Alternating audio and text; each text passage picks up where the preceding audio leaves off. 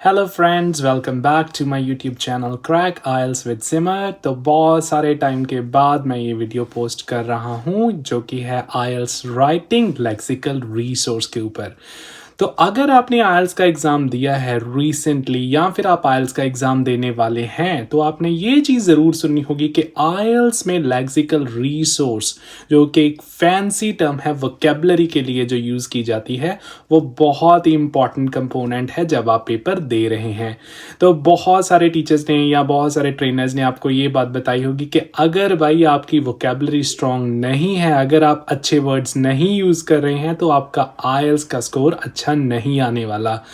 आप भी बहुत स्ट्रगल कर रहे हो और ये सोच रहे होगे कि अरे मुझे तो कोई डिफ़िकल्ट वर्ड्स आते ही नहीं है, मुझे तो कुछ इम्प्रेसिव से वर्ड्स यूज़ करने होंगे क्योंकि मुझे आइल्स में 7 या 8 बैंड्स को राइटिंग में लेना है। तो आज की वीडियो में हम यही डिस्कस करने वाले हैं कि क्या होता है लेक्सिकल रिसोर्स। ये महायंत्र क्या है जो मैंने बहुत बार सुना तो है लेक्सिकल रिसोर्स, पर मुझे पता नहीं है कि लेक्सिकल रिसोर्स होता क्या है। तो डिस्कस करेंगे आज और उसके अलावा देखेंगे कि आइल्स में जो आइल्स एग्जामिनर होते हैं वो आपका लेक्सिकल रिसोर्स कैसे एवेलुएट करते हैं, कैसे असेस करते हैं, कौन सा यंत्र होता है उनके पास लेक्सिकल रिसोर्स को टेस्ट करने के लिए, क्या क्या चीज़ें देखते हैं वो लेक्सिकल रिसोर्स को टेस्ट करने के लिए।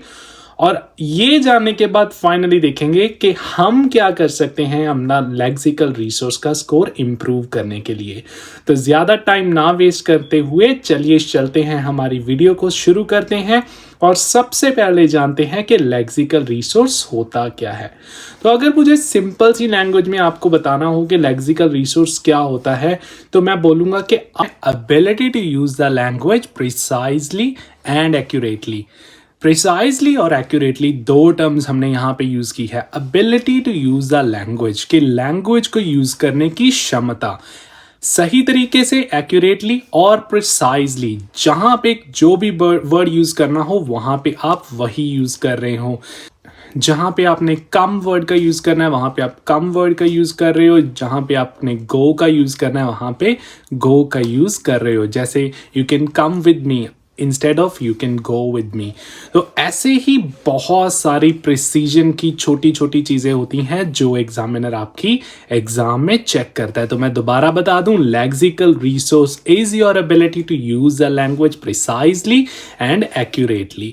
तो अब जानते हैं कि अगर आपको लैंग्वेज को एक्यूरेटली और प्रिसाइजली यूज करना है तो एग्जामिनर ने ये चीज़ आपकी कैसे देखनी है कि आप लैंग्वेज को प्रिसाइजली और एक्यूरेटली यूज कर रहे हो। तो एग्जामिनर्स के पास होता है ये यंत्र जिसको हम बोलते हैं बैंड डिस्क्रिप्टर्स। अगर आप इस बैंड डिस्क्रिप्टर्स को ध्यान से देखें तो हर एक बैंड में, बैंड 5, 6, 7, 8 सभी में कुछ चीज़ें कॉमन में हैं। तो मैंने वो हाईलाइट कर रखी हैं ताकि आप देख सके कि कौन सी चीज़ें कॉमन में हैं। तो क्या चीज़ें कॉमन में हैं? तो कॉमन में है रेंज ऑफ वोकेबलरी, वोकेबलरी की रेंज, जो आप वर्ड्स यूज़ कर रहे हो उनकी वैरायटी है, आपके पास रेंज है। आप एक वर्ड को बार बार यूज़ नहीं कर रहे, आप वर्ड्स को वैरायटी में दे रहे हो। अगर आपने एक जगह पे कोई एक वर्ड यूज़ किया है तो दूसरी जगह में आप उसका कोई समानार्थक शब्द यानी कि सिनोनिम यूज़ कर रहे हो, आप वही वर्ड को रिपीट नहीं कर रहे। दूसरा क्या है? Less common vocabulary. तो लेस कॉमन वोकेबलरी का मतलब क्या हुआ? जब आप वोकेबलरी को यूज़ करते हो तो बहुत सारे स्टूडेंट आपके साथ जो एग्ज़ाम दे रहे हैं वो भी वही वोकेबलरी को यूज़ कर रहे होते हैं। तो जब एग्जामिनर को कुछ अलग सी वोकेबलरी मिलती है तो उसको बोलते हैं लेस कॉमन वर्ड्स। अभी लेस कॉमन का मतलब ये नहीं होता कि आपको बहुत सारे डिफ़िकल्ट और फैंसी वर्ड्स यूज़ करने हैं। लेस कॉमन का मतलब होता है कि आपको वो वर्ड्स यूज़ करने हैं जो आपके साथ बहुत सारे स्टूडेंट्स जो एग्ज़ाम दे रहे हैं वो वर्ड्स को नहीं यूज़ कर रहे। और जो तीसरी चीज़ आप ये बैंड डिस्क्रिप्टर्स में देख रहे हो वो है अवॉइड एरर। किसके? स्पेलिंग्स में और वर्ड फॉर्मेशन में। और उसका भी एक छोटा सा ट्रिक ये है, अभी हम रोबोट्स तो है नहीं कि हम गलती नहीं कर सकते। हाँ, अगर आप 2-3 बार प्रूफ रीडिंग करो तो शायद आप एक एरर फ्री ऐसे को लिख सकते हो, पर मेरे एक्सपीरियंस में चाहे आप कितने भी एक्सपर्ट हों, एक आधी मिस्टेक तो 9 बैंड के ऐसे में भी रह जाती है। तो अभी आपका फोकस क्या होना चाहिए कि अगर आपको किसी वर्ड के स्पेलिंग नहीं आते हैं तो आप उस वर्ड को लिखो ही मत। जिसके स्पेलिंग में आपको 99.9% श्योरिटी है भी है, आप वो भी वर्ड नहीं लिखोगे। जिसको आपको 100% पता है, आप वो वर्ड लिखो। Better to repeat a word then writing something which you are not sure about. So आप वो वर्ड लिखो जिसके बारे में आप 100% श्योर हो कि ये वर्ड आपका ठीक ही होगा और इसमें आपकी कोई गड़बड़ नहीं होने वाली है। तो ये तो थे आपके बैंड डिस्क्रिप्टर्स जो एग्जामिनर देखते हैं। तो रिपीट करते हैं, कौन सी 3 चीजें एग्जामिनर ने देखनी है। एग्जामिनर ने देखनी है आपकी रेंज ऑफ वोकैबुलरी, कि आपकी वोकैबुलरी की कितनी रेंज है। लेस कॉमन लेक्सिकल आइटम्स, कि आप लेस कॉमन लेक्सिकल आइटम्स को कैसे यूज कर रहे हो। और फाइनली एग्जामिनर ने देखने हैं नो और रेयर एरर्स, कि आपके स्पेलिंग्स में और आपके वर्ड फॉर्मेशन में कोई एरर्स नहीं है। तो ये तो था आपका वो टूल जो एग्जामिनर्स जब आपका एग्जाम असेस करते हैं तब देखते हैं, और इस बेसिस के ऊपर वो आपकी जो वैल्यूएशन है वो करते हैं। अभी आते हैं हम हमारे फाइनल पार्ट पे कि हमने अपना वोकैबुलरी का स्कोर कैसे इम्प्रूव करना है। तो पहली जो इम्पॉर्टेंट टिप मैं आपको देने वाला हूं वो है पैराफ्रेज द क्वेश्चन। तो आपको जो क्वेश्चन दे रखा है एग्जामिनर ने, आपने उसको पैराफ्रेज करना है भाई। तो पैराफ्रेज का मतलब होता है कि वही चीज जो आपको क्वेश्चन में दी गई है आपने उसी को ही घुमा के लिख देना है। अभी कुछ टीचर्स आपको ये टीच करते हैं कि पैराफ्रेज करने के लिए हमेशा आपको नए वर्ड्स चाहिए, आपको हमेशा नए वर्ड्स नहीं चाहिए। आप उनको ही स्ट्रक्चर वाइज भी चेंज कर सकते हो। जो आगे उसको पीछे कर दो, जो पीछे उसको आगे कर दो, जो वर्ब है उसको नाउन कर दो, जो नाउन है उसको वर्ब कर दो।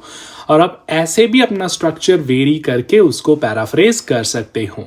तो एग्जांपल लेते हैं, जैसे आपको स्टेटमेंट में दिया हुआ है, learning a foreign language should be an important subject for school going children. Do you agree और डिसअग्री? अभी आपको स्टेटमेंट में दिया हुआ है, learning a foreign language should be an important subject for school going children.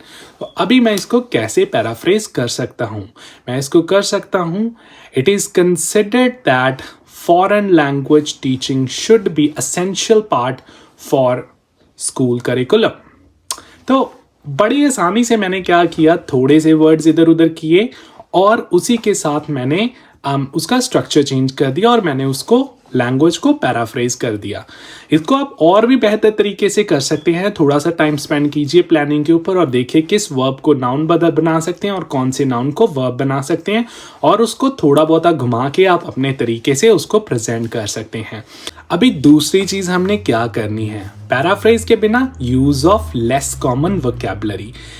अभी vocabulary की बात मैं करूं तो वोकैबुलरी का मतलब होता है टॉपिक रिलेटेड वोकैबुलरी। ये वो आपका यंत्र है जो आपको वोकैबुलरी में हाई स्कोर करने के लिए बहुत यूजफुल होगा। तो वोकैबुलरी का मतलब ये नहीं होता कि आप कोई भी जो आपको फैंसी सा ऑब्सक्योर सा वर्ड लगता है, डिफिकल्ट सा वर्ड लगता है, उसको आप अपने ऐसे में फिट कर दो। उसके साथ आपको कोई हाई स्कोर नहीं मिलने वाला, क्योंकि एग्जामिनर ने आपकी vocabulary related to topic check करनी है। तो टॉपिक रिलेटेड वोकैबुलरी की बात करें, फॉर एग्जाम्पल अगर आपको फॉरेन लैंग्वेज पे ऐसे आया है, तो अभी जब मैंने पैराफ्रेज किया तो मैंने बोला स्कूल गोइंग चिल्ड्रन और करिकुलम। तो ऐसे वर्ड्स होते हैं लर्निंग अ सेकंड लैंग्वेज, या फिर language other than first language, या फिर नॉन नेटिव लैंग्वेज। मतलब कुछ ऐसा वर्ड जो आपका स्पेसिफिकली उस टॉपिक के साथ रिलेटेड है। तो ओवरऑल डेवलपमेंट ऑफ चिल्ड्रन, तो चिल्ड्रन की डेवलपमेंट की बात कर रहे हैं। तो ऐसे करके जो आपके topic related topic specific words हैं, अगर आप वो यूज करोगे तो एग्जामिनर को डेफिनेटली इम्प्रेस कर पाओगे। तो ये तो था आपका दूसरा। तीसरा टिप आपका कॉलोकेशंस, स्पेलिंग्स।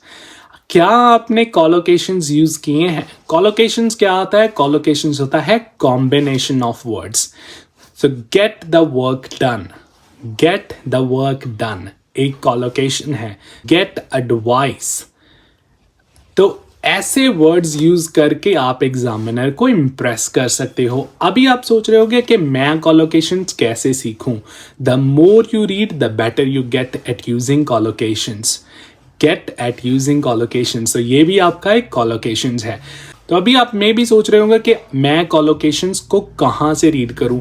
तो आपको इसके लिए कोई डेफिनेटली बुक नहीं चाहिए, आपको कोई भी आर्टिकल या कोई भी वेबसाइट जो ऑथेंटिक है, जहाँ पे आपको आर्टिकल इंटरेस्टिंग लगता है, आप वहाँ पे जाके अपना फेवरेट टॉपिक चूज करके उसको रीड करो और जो भी आपको इंपॉर्टेंट वर्ड्स लगते हैं उनको नोट करो। तो इवन वोकैबुलरी को मैं भी लर्न करता हूँ, तो मैं अपनी नोटबुक पे उनको जॉट डाउन कर लेता हूँ, तो लिखने के बाद मैं उनको रिकॉर्ड कर लेता हूँ। तो फाइनली आपका जो फोर्थ टिप है वो है are the words formed and spelled correctly.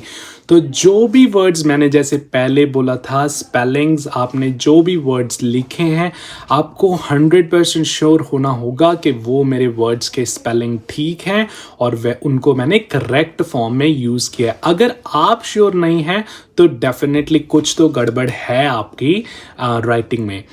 Finally proof reading जरूर करें। प्रूफ रीडिंग में आपको 5-6 तो ऐसी स्पेलिंग मिस्टेक्स मिल ही जाएंगी जिनको आपको लगेगा कि थैंक गॉड मैंने प्रूफ रीड किया।